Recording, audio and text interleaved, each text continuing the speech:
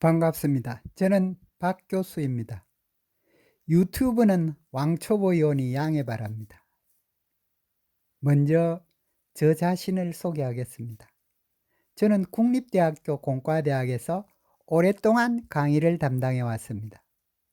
그리고 그새 약 20년간 불교 공부를 계속해 왔으며 최근 수년간은 선원에서 경전도 강의해 왔습니다. 종교 분야 저서로는 마음 가득한 행복, 현대과학 진리와 예수, 부처님과 함께 걷는 지혜의 오솔길 등이 있습니다. 저 소개는 이 정도로 하고 깨달음에 대한 저의 소견을 잠시 말씀드리도록 하겠습니다.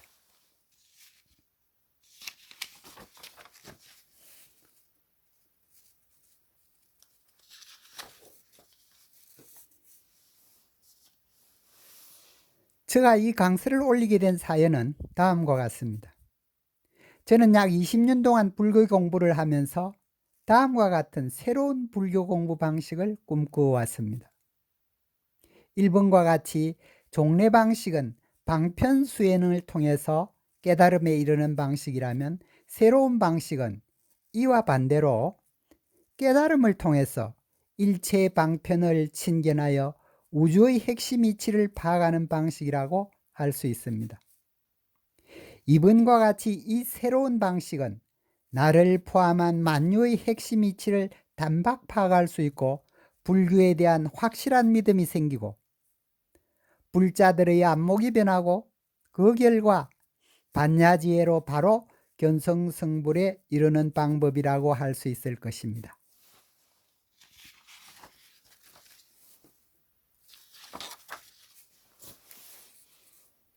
더욱이 3번과 같이 이 새로운 방식의 장점은 종래처럼 깨달음을 구하는 데 일생을 헛되이 보내는 삶이 아니라, 깨달음의 관점에서 이 세상의 얼개를 꿰뚫어 보고 바로 지금 여기서 깨달음을 실천하여 참된 행복을 실현하는 데 있습니다.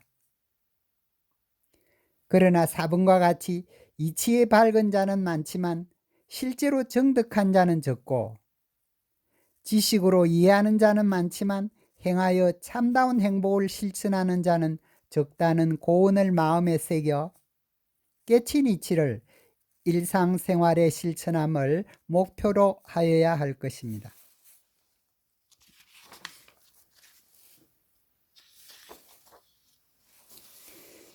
왜냐하면 5번과 같이 실로 자기의 마음이 능히 만유를 다툴 수 있고, 또 일체법에 미혹되지 않아야 곧 부처와 다르지 않기 때문입니다. 이를 실천하기 위해서는 불법에 대한 확실한 믿음이 요구됩니다. 6번과 같이 이 부분에 대하여 임재선사는 다음과 같이 설하고 있습니다. 지금 불법을 배우는 자는 무엇보다도 먼저 참되고 바른 견해, 곧 정견을 찾는 것이 가장 시급하다. 이 정견을 얻는다면 삶과 죽음에 물들지 않고 가고 머무름에 자유로워서 뛰어남을 구하지 않아도 뛰어남이 저절로 성취될 것이다.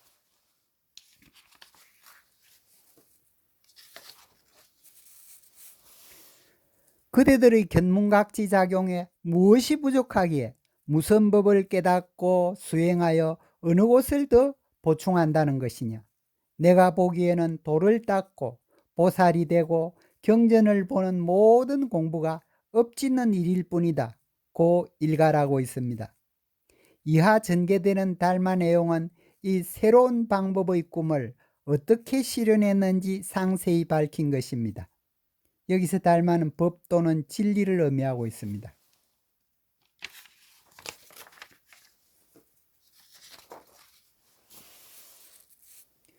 그러면 달마 본문으로 들어가 보겠습니다. 달마 1. 만유의 근원.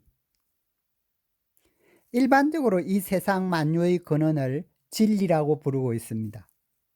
부처님이 진리를 깨치신 분이니 이 만유의 근원을 깨치면 부처님처럼 깨달은 자가 되는 것입니다. 왜냐하면 만약 만유의 근원을 알면 만유를 자유자재로 만들어내고 다룰 수 있어 일체의 번뇌에서 벗어날 수 있기 때문입니다. 그러나 고대 그리스에서 시작된 이 문제는 20세기 현대물리학, 즉 양자역학의 시대에 와서 그 답을 밝히게 됩니다.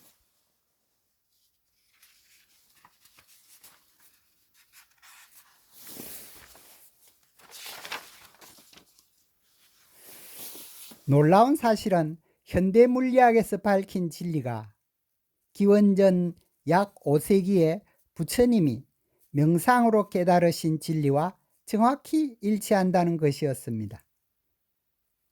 자, 부처님의 가르침에 따라 우리도 만유의 근원 곧 진리가 무엇인지 생각해 보기로 합시다. 1번과 같이 이 세상 태초에는 어떤 것도 존재하지 않았습니다. 설령 텅 빈 것조차도 존재하지 않았습니다. 만약 텅 빈 것이나 어떤 것이 있었다면 다시 그것들의 근원이 있어야 하므로 무언가 존재하면 태초가 될 수 없기 때문입니다. 태초의 상태만을 나타낸다면 텅 빈 것도 없는 텅 빈 것이라 할 수 있습니다. 일반적으로 그것이라 부르지요. 텅 빈 것도 없는 텅 빈 것이란 어떤 것일까 의아해하는 분도 있을 것입니다. 예를 들면 에너지나 전파와 같아서 모양도 빛깔도 없으나 작용하면 온갖 것으로 나타나는 것을 의미하고 있습니다. 텅 빈 것이라면 아무런 작용도 없지만 텅 빈 것도 없는 텅 빈 것은 이러한 작용이 있기 때문에 텅 빈 것과 전혀 다른 것입니다.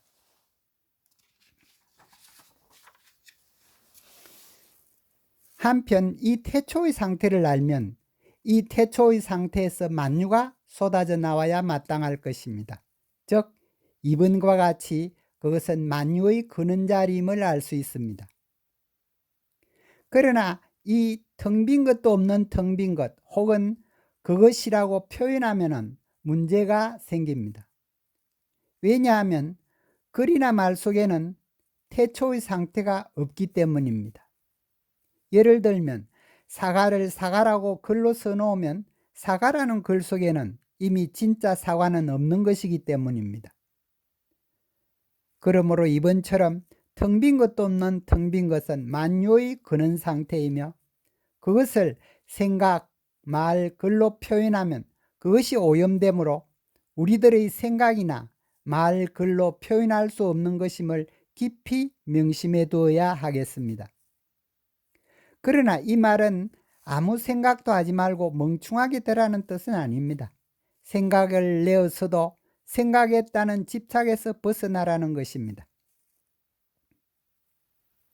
한편 텅 빈 것도 없는 텅 빈 것인 그것에는 많은 이름이 있습니다.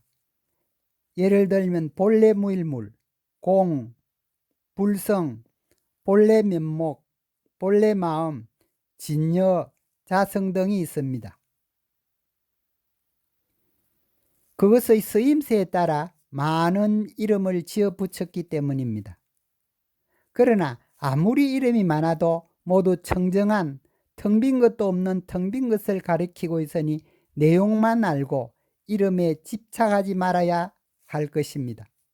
오늘은 참 중요한 만유의 근원인 진리 자리를 공부했으니 잠시 휴식하겠습니다.